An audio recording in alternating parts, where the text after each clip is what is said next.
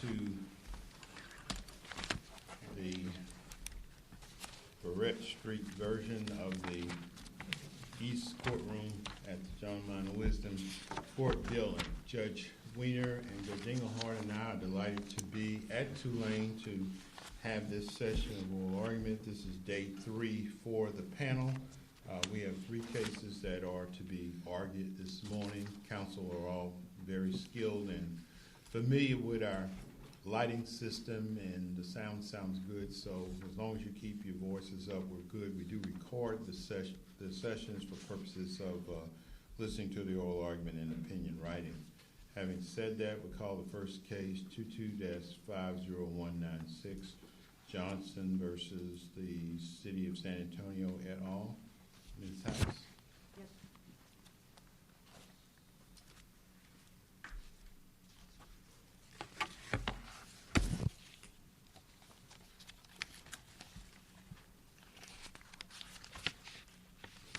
May it please the court. My name is Attorney Artessia House. I represent appellant April Johnson on behalf of her child, Amane Roberts, who was a minor child at the time of the incident.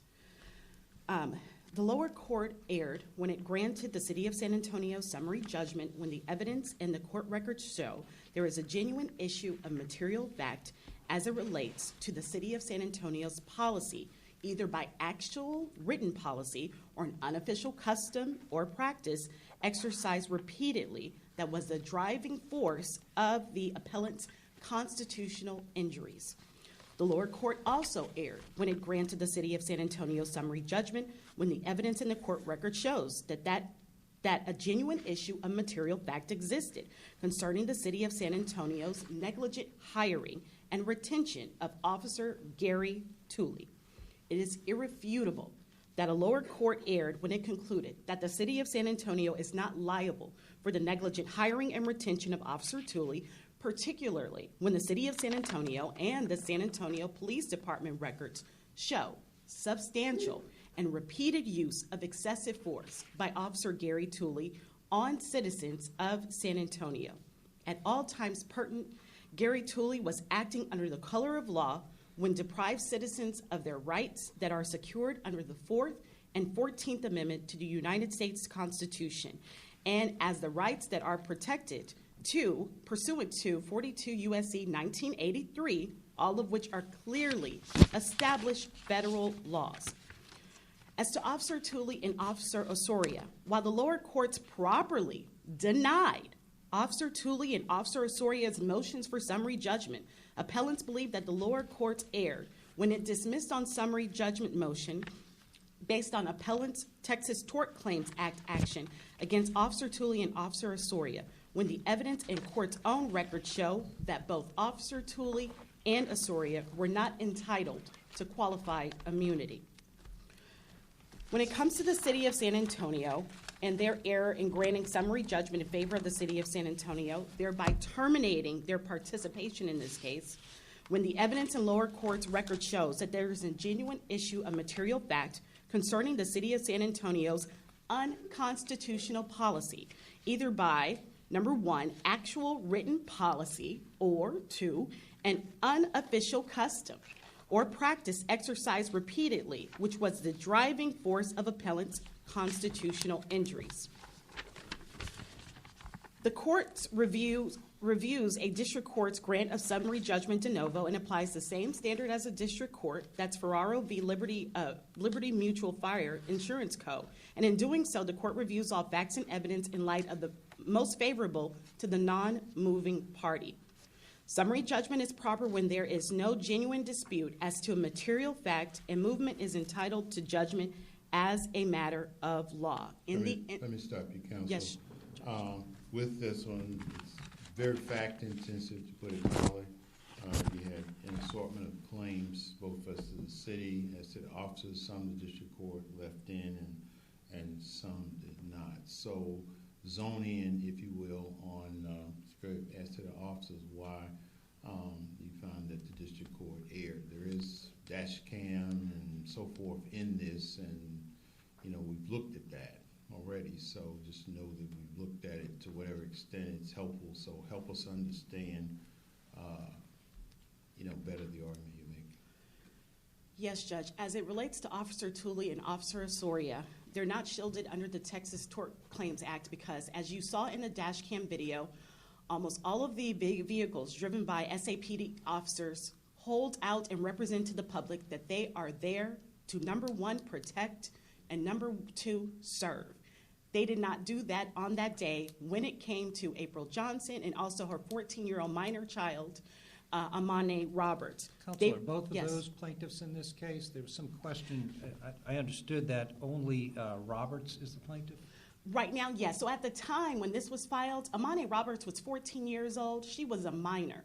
And while with gross indifference, the appellees would like for you to believe that she held herself out to be an adult. That was not the case. She was 14-year-old minor, accompanied at a quinceañera by her mother. So at the time that this suit was filed, when she was punched by Gary Tooley at this quinceañera without probable cause, she was a minor. At this point, though, Judge, she stands as an adult. And about how many people are at this party at the time the officers arrived? Oh, there's several, Judge. Not only are there several people, when the officers arrived, they arrived. Would you say like between 50 and 60? Was there something in the brief? I thought. That's approximately right. 50 and 60, but we're talking about dozens of officers that were called to an incident not related to my client, Amane Roberts, that were related to two adult males that were involved in a very serious and dangerous an assault with a dangerous instrumentality. So at that point, several officers were on the scene call that were capable of directing the crowd to go either way and also restraining individuals if that's so required without the use of excessive force. Yes, Judge. And so they were to go back to answering the question, they were in breach of a standard to protect and serve. They have a responsibility and right to arrest those they have probable cause to commit a crime. But in this case, there was no crime that was committed. And I'd like to bring up, and I know you've reviewed the information, there was an arrest made that night. The instrumentality that was used in this particular case, we're talking about the police cars used to transport in direct violation of my client's constitutional right of liberty. We are talking about the handcuffs that were used in order to detain my client. And so, but for being in breach of their duty to protect and serve, they are not shielded by the Texas Tort Claim Act. There was a reasonable standard of care expected of a reasonable officer under these circumstances, and that is not what Tooley did. That is not what Osoria offered to this child. They're law enforcement. They put her in a car without probable cause. They put her in handcuffs without probable cause. And those were the instrumentalities that were used. A piece of equipment that they used, provided and sanctioned by the city of San Antonio. Counsel, let me ask you, on the video, and as Judge Stewart indicated, there are multiple videos, that dash cam as well as body cameras, I believe. Does it make a difference? It seemed like the district court, in its opinion, references whether or not a punch was landed or not landed, and who punched first. Does it make a difference in terms of a battery versus an assault by your client? No, Judge, because in this particular case, they would merge. I believe even then, let's say, because my client irrefutably states in the affidavit and also in deposition testimony that she did not punch Officer Tooley. What you will see on that body cam is increasing violence made by Officer Tooley and inconsistent statements, for which he chokeholds her mother at one particular point before making contact with my client. He then is aggressive towards my client's brother, who is on the floor, is talking to him very ugly. And then my client proceeds to go to Officer Tooley and state, after she hears Officer Tooley tell her mother, you better be quiet or you're next, she goes and tells him, you better not talk to my mama that way. For which he proceeds to hold his hand out, choke her in her neck, and take his fist back and start wailing in on her while she is in the immediate vicinity and area of, she's surrounded by officers. Officer Osoria was right there, which she claims that she saw my client punch him. Later on, it's caught in video camera saying, hey, did she punch you? There's so many inconsistencies with what these officers are witnessing. But what is consistent is what was caught on those body cameras. My client does not touch her, even if she did. The question is whether or not there were enough officers there to restrain a 14-year-old girl who was wearing a halter top dress, has items in one hand and another hand that's available. So the use of force was not reasonable in this case. And I will say, the city of San Antonio, they conducted their own internal investigation when it came to this case. In internal affairs involving the incident, they found that Tulane was not truthful when he said that my client called him a white motherfucker before striking him, and it was not reasonable nor necessary to achieve a lawful police objective to strike her. But after they do this investigation, they said that excessive force was inconclusive, and the allegation of lack of truthfulness was unfounded by the SAD Complaint and Administrative Review Board. But as you are aware, that night, my client was arrested. She was taken to jail as a juvenile. But when the district attorney's office saw the facts and information of this case and the body camera that was available to you all, they dropped the charges against my 14-year-old client, marshaled the evidence in front of a grand jury, and there was a grand jury indictment of Gary Tulane. Is all that in the record? Sir? Is all that in the record? Yes, sir, it is. So we argued the grand jury indictment, Texas Penal Code Section 39.03, he was charged with official oppression. Under the Texas Penal Code, in order to be charged with official oppression, a public servant under the color of his office of employment commits an offense if he intentionally subjects to mistreatment or to arrest, detention, And search. was he convicted?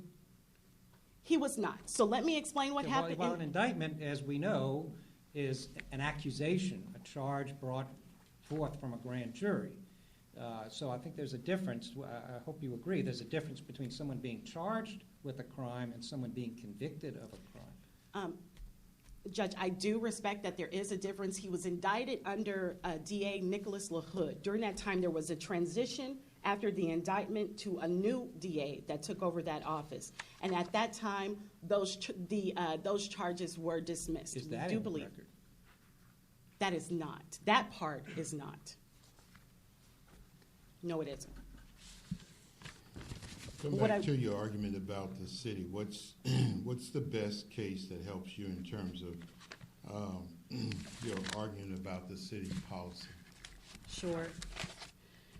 It's irrefutable that the city of San Antonio's customs and practices ratify. No. My question is, what's your best case or cases, not the facts? This is a super fact-intensive case. We know, we've looked at it. And, the videos are not as clear. I must have looked at it 10 times. Sure. Slow, fast, and it's not clear and irrefutable what's going on in there. But that having been said, you've got an argument about the city and their policy. So help us understand what's the best case or cases, that get you where you want to be. Okay. I point to you Rizzo v. Good, 1976, and also Iqbal, IQBAL v. Hasty. And we talk about a supervisory link, okay, where an official may be liable when not directly involved in the constitutional violation, which is what they are going to claim. The misconduct of the subordinate must be affirmatively linked to the action or inaction of the supervisor. However, Rizzo v. Good and Iqbal v. Hasty, the personal involvement of a supervisor may be established by showing that he directly participated in the violation, failed to remedy the violation after being informed of it by report or appeal. Number 3, created a policy or custom under which the violation occurred and was grossly negligent in supervising subordinates who committed the violation or was deliberately indifferent to the rights of others by failing to act on information that constitutional rights were violated. Under Monell as well, there was a ratification and custom of policies. Gary Tulane has a history of doing these things that only escalated over time. In fact, the day of that this incident occurred was his first day back from being suspended after he had already punched a grown man to being unconscious. He came his first day back from suspension, employed by the City of San Antonio, sanctioned by their ratification of customs and policies, allowed him to punch a 14-year-old child. As it stands today, he would stand trial, if the court agrees with me, as still employed as a City of San Antonio officer. And it's the gross indifference of the policies and customs that are in violation of my client's 4th and 14th Amendment, and under due process, she's entitled to more than that. Judge, I hope that answers your question. Okay. On the 25 seconds left, let me just ask you quick and answer this real succinctly. Okay, just in the factual scenario, what we see in the tape is this melee out in the parking lot, et cetera. This was a Quintessera, anyway, it's a birthday party for the 15th birthday of somebody, right? So I understand, was there already a fight going on outside with other people when the mother and your client come out, or is the fight going on and your clients are alleged to have been participants in the fight itself? I will succinctly answer, Judge. While Officer Tooley would state that my client was a perpetrator of a fight going on, after he reviewed deposition tapes as you did, he stated that she was not. By the time my client and her mom came out, there was a victim on the floor. You will see them approaching. That fight had already ceased. Okay. You just be there being perfect. I just wanted to be at least clearer than I was. All right. We appreciate you. Reserved your rebuttal time of 5 minutes to come back up. Thank you. All right. Thank you. Thank you, ma'am. All right. We'll hear from the city. Mr. Fitzpatrick. May it please the court. My name is Shawn Fitzpatrick. I represent the city of San Antonio.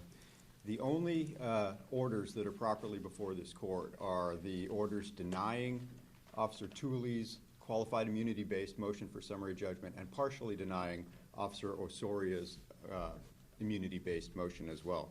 The remaining claims that have been briefed by the parties in this case are not properly before the court. The court doesn't have jurisdiction to hear them.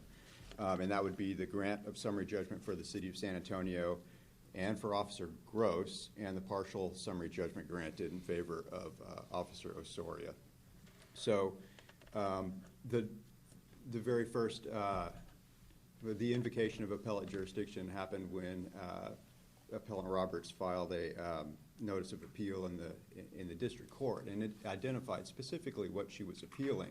And what it identified was the summary judgment that was granted against the city of San Antonio and nothing else. So that framed the issues for appeal, but it omitted the summary judgments in favor of Gross and the partial summary judgment in favor of Osoria. In her jurisdictional statement, she identified Section 1292, and there's two possibilities that could have fallen under. One would be 1292B, which allows the immediate appeal of a disputed controlling issue of law, if so certified by the district court. We didn't have anything like that in this particular case. 1292E, however, enabled Rule 54B, which allows the district court to certify an appeal if it expressly determines that there's no just reason for delay of the appeal. We addressed that. The city addressed that in its briefing, and in response, the plaintiff, Ms. Roberts, invoked the collateral order doctrine. Madam Clerk, give Mr. Fitzpatrick 2 minutes. He's trying to talk as fast as he can. Give him 2 minutes additional so you can go ahead and finish your. I appreciate it. I wanted to address the collateral order doctrine here before you because I didn't have a chance to respond to that since it was first brought up in the reply brief to the city's argument. So Roberts is correct that the collateral order doctrine allows the immediate interlocutory appeal of a disputed question, but only if it's completely separate from the merits of the case, and only if it cannot be effectively reviewed on appeal from a final judgment. And that is precisely why the qualified immunity appeals that have been brought by Officers Tooley and Osorio are properly before the court and within its jurisdiction, because they're not reviewable on appeal of a final judgment. If those officers have to go to trial after asserting immunity, then an appeal from the final judgment defeats the whole purpose of the immunity doctrine in the first place. It's supposed to protect them from trial. They need that determination before we ever get to trial. That's where the collateral order doctrine is appropriately applied, not to an appeal of a merits-based summary judgment like that which was entered in favor of the city of San Antonio. I believe the case of McKee versus Rockwall is directly on point there, where you had, where this court determined there was no jurisdiction to hear an appeal of a summary judgment that was granted in favor of a municipality, even though the municipality's officers were properly before the court on the issue of qualified immunity. Thank you. All right, thank you, sir. All right, we hear from Officer Tulane, Mr. Frigerio. May it please the court, counsel, law students of Tulane University. My name is Charles Frigerio, and I represent San Antonio Police Officer Gary Tulane. This is his as a cross appellant. We are appealing the denial of qualified immunity, one as to the excessive force allegation and two as to the false arrest allegation. Let me start off by talking about the facts. The quinceañera, which in Spanish heritage, the 15-year-old birthday party of coming out into adulthood. And this party, which should have been just a celebration, unfortunately, turned into a very volatile and violent affair when one of the participants, Mr. Wozniak, I believe was in the briefing, was supposedly flirting with someone else in there, and then the ex-husband became enraged, and two men fought outside, and he was bludgeoned and was laying on the pavement bleeding, which is why EMS was called in the first place and why the officers arrived. And so we have that violent incident occurring. The establishment decides to close down the quinceañera. People are then leaving the quinceañera, and there was a confrontation between some of the participants, meaning the appellant in this particular case and her mother, being disrespectful allegedly to another family as they were leaving. And I believe the Johnson family was saying, it's all over, you need to leave. They didn't like the way it was said. That individual called her parents, and other people started coming. And unfortunately, then we had fights breaking out all over this parking lot. And yes, in the record, there are, we're speaking of 50 to 60 people, and it's in the record on appeal at 1302 that we have those 50 to 60 people with different fights in various areas, and we have 8 to 9 San Antonio police officers. At the time of the video that we see as part of this case, there are about 8, you think there's about 8 to 9 officers present? Yes, Your Honor. And what's important, and I'll get to I'll specifically talk about the video clips, but I'd like to go, because I believe it's important when we're talking about active resistance, what was occurring in the parking lot. So when these fights are breaking out, the EMS is transporting Mr. Wozniak, and my client is attempting to quell the situation with Ms. Johnson, the mother, who's going after the other participants who have come in who felt their daughter was disrespected. He actually is able to calm her down to a certain degree, but her children, which is now the plaintiff in this case, Amine Roberts, and her brother, unfortunately are going forth in pattern after their parents. They're fighting individuals. And so we have someone, and it's in the tape, screaming on the tape, she's got a weapon. That's at record on appeal 1304. Robert's brother then threatens to kill my client, Officer Tulane, and that's on the record at 1319. So this is obviously a very volatile situation.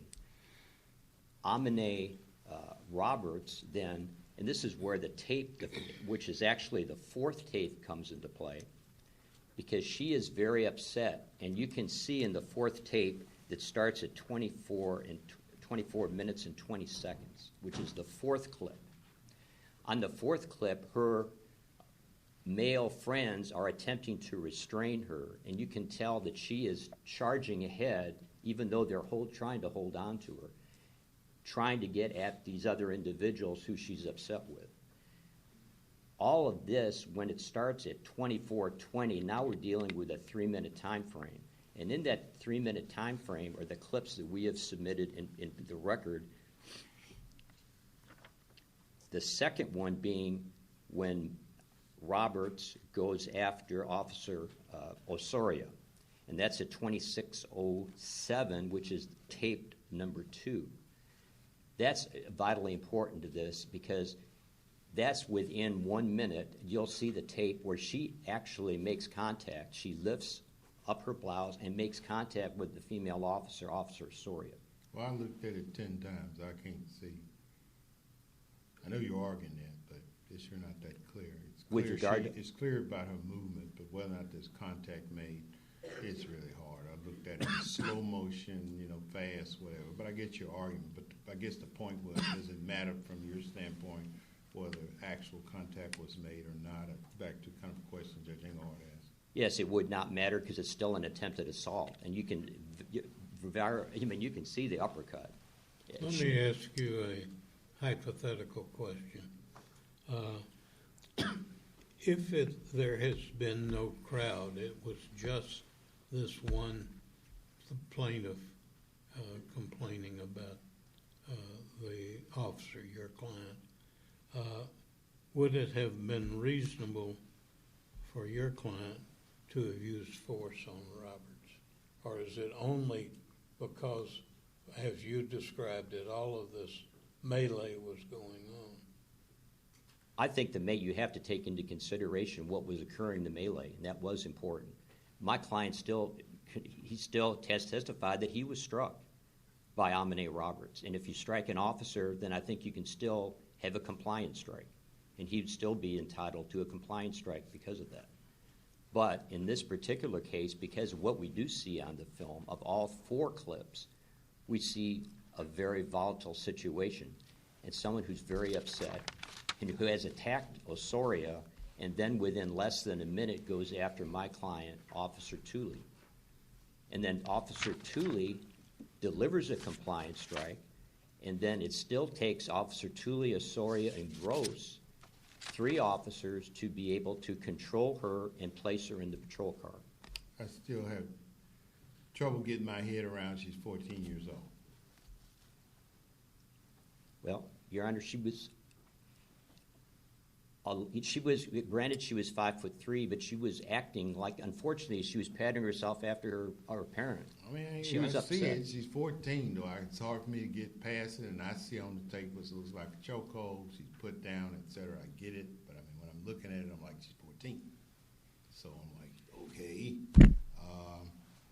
I'm not saying how the case goes. I'm Sure. just saying you forced me to look at it. I look at it. Right. So I'm just saying she's 14. She's 14. She's not 8'9", 250 pounds. She's 14. She's got a party dress on. She's out there. It's clearly out of control. Don't get me wrong. It's just in looking at it, trying to discern. You said punch. Other side says, well, the officer shoves her down, the chokehold, et cetera. I mean, taking it all out. I mean, we take the case as it's presented. I'm just Right. And that's saying why we when forced to look at it. Sure. And the photograph of her in the brief was after she was arrested. So I mean, it is what it is. But she was not injured as a result of this incident. And although plaintiff has alleged that she had other injuries, if you look at, we have the record on appeal. She alleged, I think she suffered a concussion or some other injuries. I think that's what the allegation was. That's the allegation, Your Honor, but the record on appeal shows at 1843, the date after when she was examined at the hospital, she had a hand contusion and muscle spasms. There's no evidence of a contusion subsequent to the incident when she was taken to the hospital. I would like to talk about several cases, one of which Craig versus Martin, which was cited in our briefing. Craig versus Martin talks about the ascending actions of when an officer was called and in dealing with 14 and 15-year-olds, and that's why I believe it's important in that case. Even though the complainant mother was the one who called, the children, the 14 and the 15 years old, and the mother were arrested using compliance strikes and control kicks. And this court reversed the denial of summary judgment on qualified immunity. In two cases which we cite that have been authored by Judge Engelhardt was Tucker versus Shreveport, which talks about a takedown technique that the officer used, as well as knee compliance to have an arrested subject, and the recent case of Solis versus Serret, which was also authored by Judge Engelhardt. That was a DWI stop, and while the officer was attempting to do the DWI procedure, the girlfriend kept interfering. He finally said, you know, I'm going to need to take your cell phone because I don't want you to lose it when you get arrested. She starts struggling and she's taken down. And that showed that, again, active resistance. And I guess if there's one major point I'm making is there was active resistance, Your Honor, and therefore I ask that the denial of qualified immunity to my client, Officer Gary Tooley, be reversed and he be granted qualified immunity on both the excessive force and the false arrest. Was the district court's, just help me remember, was it the denial based on an articulation that there were material fact disputes? Was that what it? The material fact dispute was whether or not the judge at the trial court couldn't tell whether or not the strike landed on Officer Tooley. Our position is it doesn't matter.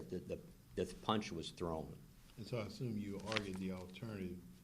You know, we say there was a strike that wasn't. Did he opine on whether it made a difference, or was the trial judge's conclusion that there was a strike? He just concluded there's a material fact issue as to whether or not there was a strike. Okay. And just one quick brief, the charges against my client were dismissed, and that is part of the record. It is in his deposition. Okay. Thank you. All right. Appreciate your clarification.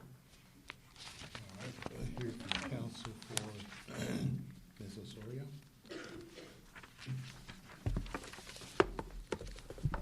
May it please the court. I'm Clarissa Rodriguez, and I represent Officers Osorio and Gross in this matter. I agree, Your Honor, that April Johnson is not a party to this case. We filed a motion to dismiss her from this appeal, carried forward with the case, so we agree that she is not part of this. The scene at the quinceañera, obviously we know, was tense and chaotic. Officers Osorio and Officer Gross were part of this. Officer Gross is also part of that motion to dismiss. It is not proper under the collateral order doctrine to appeal his granting of qualified immunity.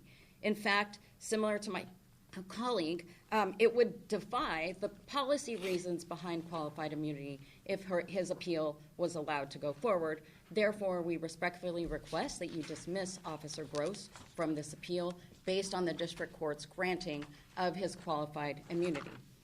As to Officer Osorio, Officer Osorio's situation is different than Officer Tooley. In this situation, her particular experiences and personal experiences and observations with Ms. Roberts are what's important to determine whether there was probable cause to assist in this arrest. The record is clear that she assisted with the arrest. She wasn't the one that put the hands behind the back of Ms. Roberts, and so that's why it's clear. There is a very important piece of video evidence in this record, Officer Cavasso's body cam. It was referenced earlier, but I'm going to tell you about it specifically. If you look at that video, it shows Ms. Roberts coming up, lifting up her dress, coming sort of very aggressively. My client, Officer Osorio, gets in front of her to stop her to do something. Instead, and she tells her to get back, and instead, Ms. Roberts throws her hands up. My client says, get back. She continues to throw her hands up, hits my client. If you look at the video, it certainly looks like she hit my client. And then she says, Ms. Roberts says, back off, and then she also says, quote, don't fucking touch me, bitch, unquote. That's what she tells my client, and she hits my client. So it's reasonable for my client to believe that there was probable cause to assist in that arrest. based on her personal experience. What's important, Your Honor, Judge Wiener, is that you asked the hypothetical, right, about whether or not if there was a bunch of people or not. Well, in this situation, even if in the case of Lofton versus City of Prentice, Missouri, a 2022 case out of this court specifically said you must evaluate the actual events and historical facts leading up to the arrest to determine probable cause. My client had those personal experiences, the historical facts leading up to the assist with the arrest. That video testimony matches my client's deposition testimony, okay? That's part of the record. And so, based on the totality of the facts and circumstances, based on my client's experiences and her interactions with Ms. Roberts, she could have reasonably believed that there was probable cause to assist in that arrest. If I'm my client and I had that personal experience, certainly I would think there was probable cause to assist in that arrest. Because Officer Osoria said she did view Officer Tooley in striking, Roberts striking Officer Tooley. She said that. The district court erred in limiting those facts. All the district court looked at was one video where you couldn't tell whether there was actual strike. From my client's perspective, which is important in determining probable cause, is the fact that she said, I experienced it, I saw it, not what Officer Tooley saw. Only Officer Tooley knows whether or not he got hit or not, right? My client doesn't know that, but she had personal experiences, and then Officer said that she knew exactly where she was. She said, I was looking to the right, I turned my head, my eyes were further than my head.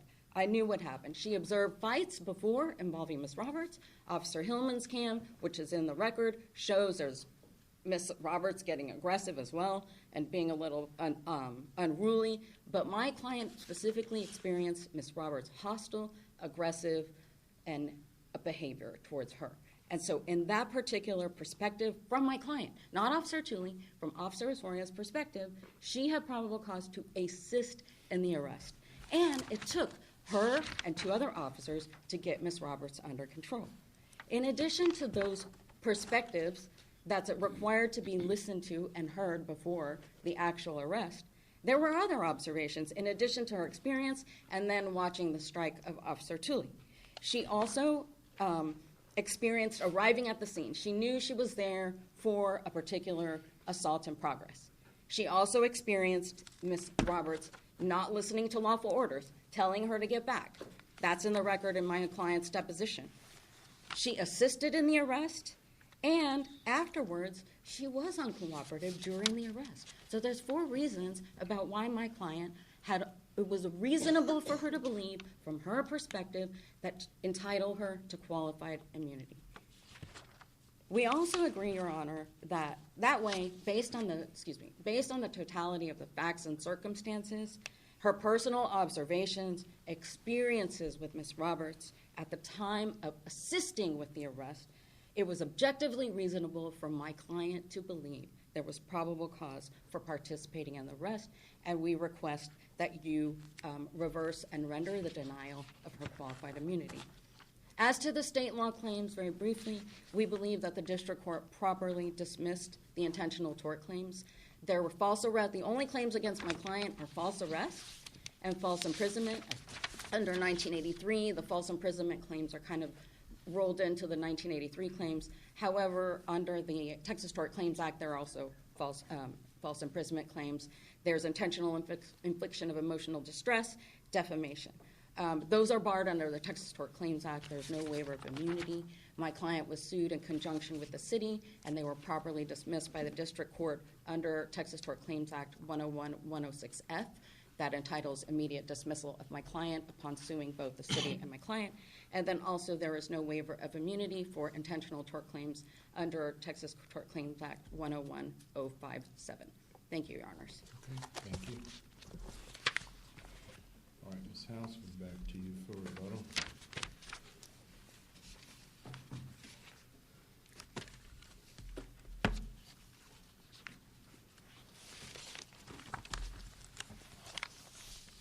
Thank you, Judge. Very quickly, in response to the Court of Appeals jurisdiction, and as we represented, the court has jurisdiction over this appeal pursuant to 28 U.S.C. 1292 because the judgment below is an interlocutory appealable judgment of the United States District Court, and the United States District Court granted a summary judgment in favor of the City of San Antonio and evinces the District Court's desire to enter a final judgment in favor of the City of San Antonio and thereby terminated the City of San Antonio's participation in the federal claims in this lawsuit. Furthermore, this dismissal, the District Court's dismissal of the Texas Tort Claims Act against the defendant, evinces the District Court's desire to enter a final judgment in favor of all defendants with respect to the Texas Tort Claims Act. Against the defendants where there is a genuine material issue remains to be litigated as to whether the state of Texas impart upon the defendant the right to use excessive force on a minor who posed no imminent threat of danger to the San Antonio police officers, and when there is a genuine material issues remain to be litigated as to whether the state of Texas imparts upon the defendants the right to violate clearly established federal laws and the right to violate the 4th, 5th, and 14th Amendments of the United States Constitution, which is a supreme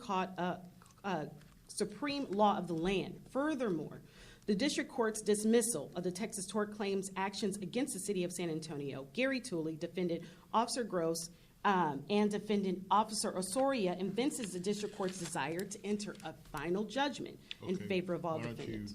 Why don't you, in the remaining time, try to tackle, 4 people got it. So Sure. Tackle one at a time. Counsel opposite sides, Tucker and Solis, for the propositions of, reversing qualified immunity denial based on active participation, et cetera, in response to those? Sure. As to the qualified immunity, and especially when it comes to the Texas Tort Claim Act, we weren't talking about the false arrest. We're not talking about the intentional torts of Officer Osoria or Officer Tulane. We're talking about their negligence, their breach of duty to protect and serve that resulted in instrumentalities used against my client. Not only that, my client was injured. She was not injured as a result of what they were like. I know you're passionate about your client. I know Sure. you want to give your jury argument. But if you don't get past these, you'll never get to give the jury argument. So I'm just trying to give you an opportunity. You got these legal hurdles to get over.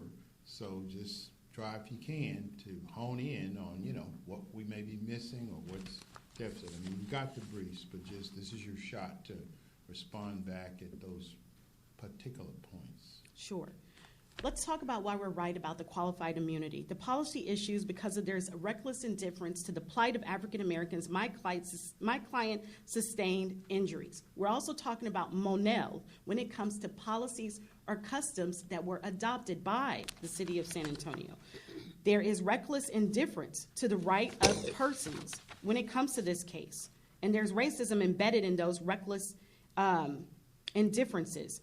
When you're choosing training through deliberate indifference to the right of the people, it is the requisite deliberance is the right at issue. Is this sort of right implicated by the task employees perform in usual and recurring situations with which must be dealt? And if that training leads to employees violating the rights of people, that's Canton, Connick v. Thompson, and Brown. And I hope that answers your question, Judge. I would like to provide clarity on anything else that I haven't already done. I will say local government sued under 1983. The issue of genuine fact is whether or not the City of San Antonio had actual or constructive knowledge that was the moving force behind the constitutional violations alleged, and we believe that they were.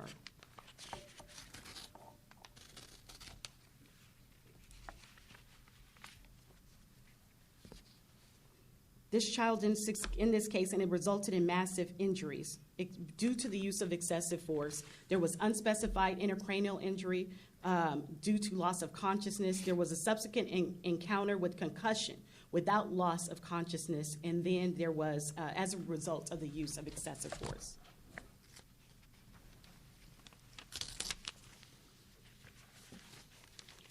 I hope that clarifies. Did I answer your question, Judge? Okay, I mean, it's your time. I wasn't trying to derail you.